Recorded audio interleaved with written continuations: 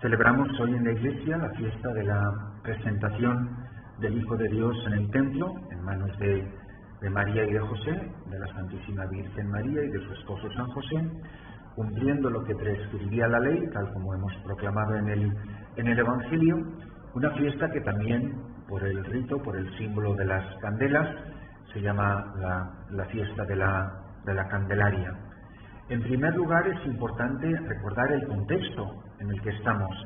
Es decir, Jesús, María, José, ellos están insertos en una historia, en una tradición, viven en la alianza del Antiguo Testamento, como vivía el resto del pueblo de Israel, y cumplen realmente, cumplen con sinceridad de corazón, no como quien hace una comedia, no como el que hace un paripé, no, cumplen realmente lo prescrito por la ley. Ellos viven su vida cotidiana como vive el resto del pueblo de Israel bajo la ley de Moisés.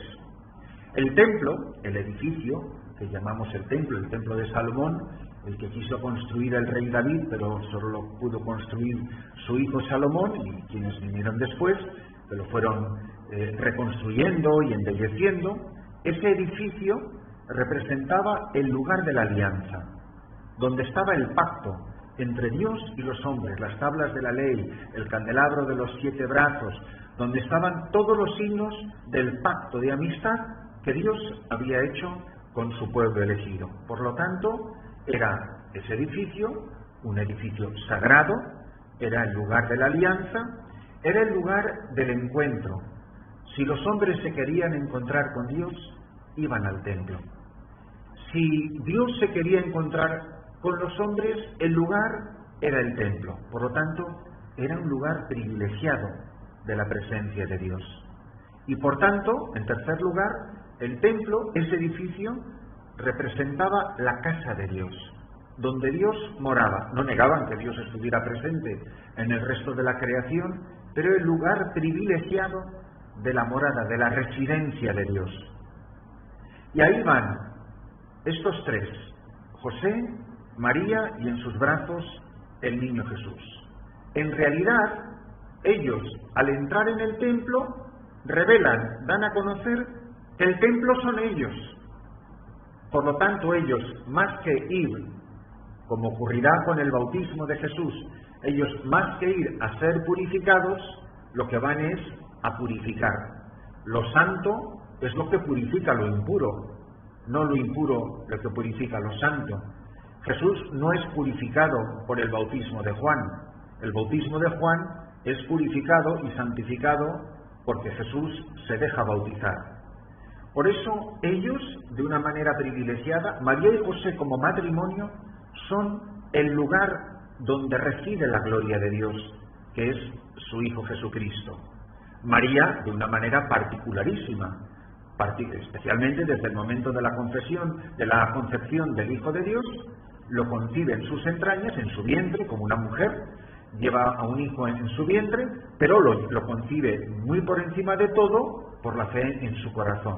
De tal manera que cuando lo dé a luz, no dejará de estar presente en ella, sino mucho más presente seguirá siendo.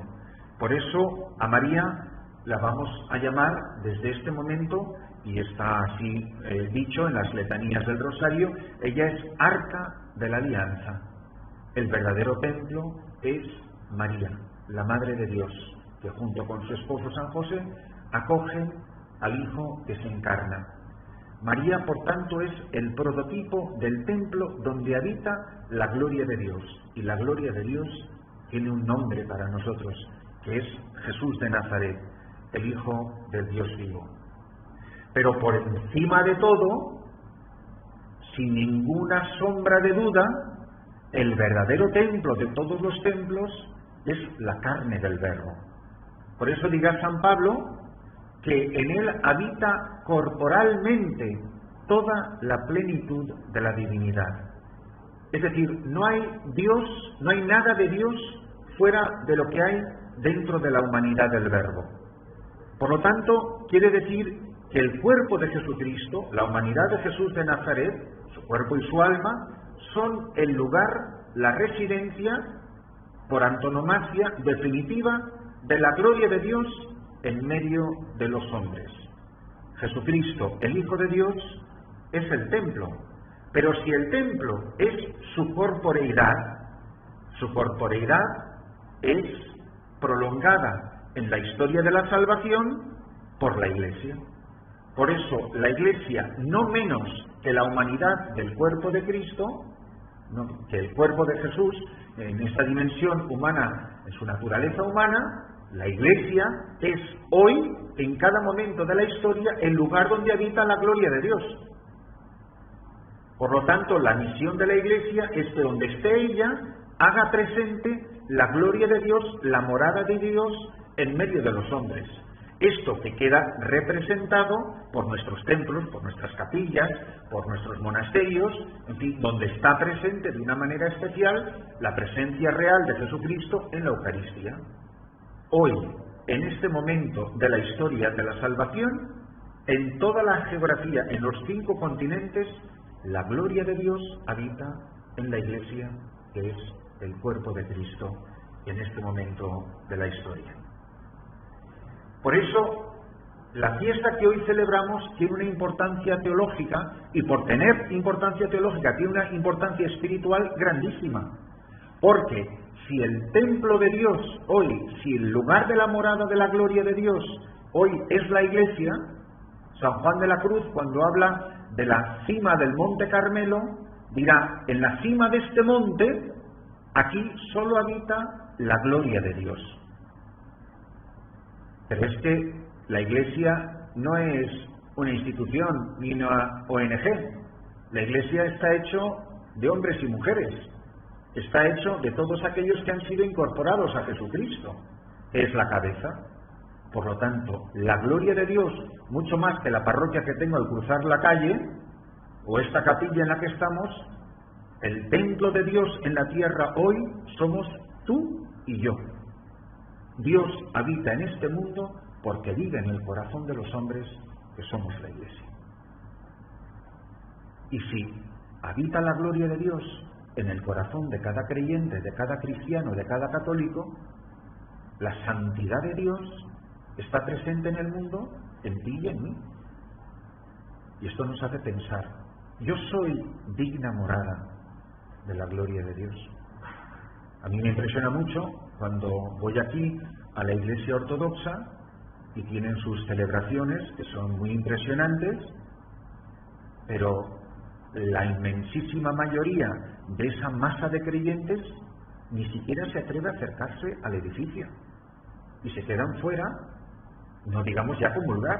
En la Iglesia Ortodoxa comulgan los niños y las viudas, porque piensan que el resto, no digo que acertadamente, pero piensan que el resto es indigno porque da por hecho que todo el mundo está en pecado. Yo no digo si es correcta su teología o no, pero lo que sí, desde luego, tiene mucha conciencia de indignidad.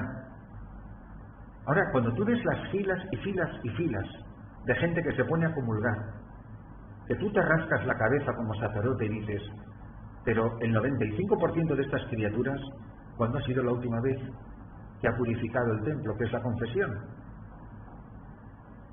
Y ves el desparpajo y la pachorra con la que la gente va a recibir a Jesucristo para llevarlo en su corazón y en su pecho, como en un templo, pero ¿en qué lugar está viniendo a morar Jesucristo, que es la gloria del Padre y el Santo de los Santos?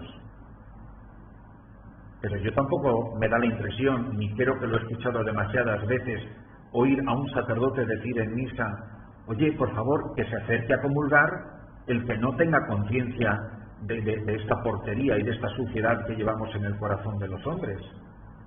Yo cuando conozco gente que viene a misa y veo que no se acerca a comulgar, la primera sensación que me queda es de admiración. Porque esa persona que no se ha acercado a comulgar tiene conciencia de lo que es la gloria de Dios. Ahora, no creo que me equivoque mucho conociendo a la gente con la que estoy, que me parece, aunque no sea precisamente la celebración de la misa, quizá el momento de decírselo a una persona concreta, a menos que sea de escándalo público, decir, oye, ¿Tú realmente crees que estás preparado para comulgar? Porque nunca hemos repartido más comuniones en el mundo que ahora, y sin embargo no da la impresión de que haya más santidad y más gloria de Dios andando por las calles de nuestras ciudades. Por eso deberíamos de preguntarnos, ¿no habremos perdido el sentido de lo sagrado? ¿No habremos perdido el sentido de dignidad o indignidad? ¿No se habrán vaciado de contenido las palabras que decimos en la liturgia? Señor, no soy digno de que entres en mi casa. Lo dice todo el mundo y casi todo el mundo se pone en la fila de la comunión. Para que la fila de la comunión sea tan larga, debería de ser igual de larga la fila de los confesionarios. Pero no te da la impresión de que haya demasiada fila normalmente alrededor de los confesionarios, entre otras cosas porque lamentablemente los confesionarios suelen estar casi siempre vacíos, o que no hay nadie sentado dentro de ellos. Pues que nos paremos a pensar. Yo cuando llegué de párroco a San José de los Llanos en septiembre de 1997, en la iglesia no había confesionario. A los pocos días, conociendo ya los edificios parroquiales, encontré en una capilla abandonada al lado de la casa donde vive el sacerdote el confesionario lleno de floreros, de fregonas y de escobas. Creo que de las primeras cosas que hice fue sacar los floreros, las escobas y las fregonas, limpiarlo y ponerlo dentro del templo. Y me sentaba todos los días, antes de todas las misas, a confesar. Y durante un año no recuerdo que se confesara nadie, ni casi nadie. Pero la fila de la misa dominical para comulgar era larguísima. Recuerdo estar sentado ahí, antes de una misa de diario, y entrar una señora mayor, cuyo nombre recuerdo perfectamente, y se me queda mirando, y la pobre señora, muy educada, la señora dominicana, se me queda mirando y me dice: ¿qué hace usted ahí sentado? Si es que ya ni siquiera recordaban lo que era un confesionario. Mis curas predecesores habían decidido aparcar el confesionario como si fuese un trasto viejo, una reliquia de museo. Habían arrancado los reclinatorios de los bancos, que para más INRI eran de caoba, porque habían decidido que ya no había que arrodillarse nadie, y yo tardé un año en que la gente empezara a confesarse. Eso sí, cuando me fui 10 años después, la misa no empezaba, me daba igual que fuera la misa dominical, la misa de 8 empezaba a la hora que el cura terminaba de confesar. Y la gente lo sabía y estaba tranquilísamente sentada en el banco, si eran las 8:30 o las 9 menos cuarto. Pero saben que el padre no se va a levantar de ese confesionario hasta que el último niño no se haya confesado. Y es una delicia. Cuando la gente empieza a descubrir la maravilla que significa la purificación del templo. Porque no es purificado el que entra, que es el niño Jesús, la Virgen y San José. Son ellos los que entran en nuestra vida para purificar el templo donde vive la gloria de Dios, que es mi corazón. ¿Qué sale de ahí? ¿Cómo hemos entrado ahora? Haciendo una procesión de velas. Del templo purificado sale la luz. La luz que es Cristo, lo que dice Simeón, que va a las naciones, luz para alumbrar a las naciones, y gloria de tu pueblo Israel. La gloria de Dios que sale del templo, que es Jesucristo, la gloria de Dios que sale del corazón de cada uno de nosotros, es de un templo purificado. Pero ¿qué luz vamos a llevar a las naciones si tenemos el corazón podrido? Si nuestro corazón es una cueva de bandidos, que es lo que dice Jesús cuando purifica el templo y se dedica a arrasar con las mesas de los cambistas. Y por último, hoy es el día en que celebramos de una manera particular a los religiosos. Es la fiesta suya. Porque ellos son de manera privilegiada los consagrados a Dios, los que han sido segregados de las cosas de este mundo, de una vida mundana, y son los consagrados a Dios, los dedicados a Dios. Aquellos que son monos, es decir, de ahí viene la vida monástica, el monje, la monja, es los que viven para esto, para este único amor, que es Dios en sus corazones, que viven solo para la gloria de Dios, porque en la cima del monte Carmelo de sus corazones habita solo la gloria de Dios. Y ellos son testimonio privilegiado, los religiosos y las religiosas, los monjes y las monjas, de la presencia de la gloria de Dios en el mundo. Pero qué santidad debe adornar sus vidas, qué grandeza en sus corazones, y cuánta gratitud le debe la Iglesia. Si hoy conocéis a algún religioso o a una religiosa, no nos cuesta nada decir gracias, gracias por tu sí a Dios, gracias porque yo creo que en ti habita de manera privilegiada la gloria del Señor. Y qué desafío la fiesta de hoy para que todos los religiosos y religiosas del mundo renueven este deseo de ser testigos de la luz, de ser representantes, signos vivientes de la luz que nace de este templo y que es la gloria de Dios que vive en medio de los hombres.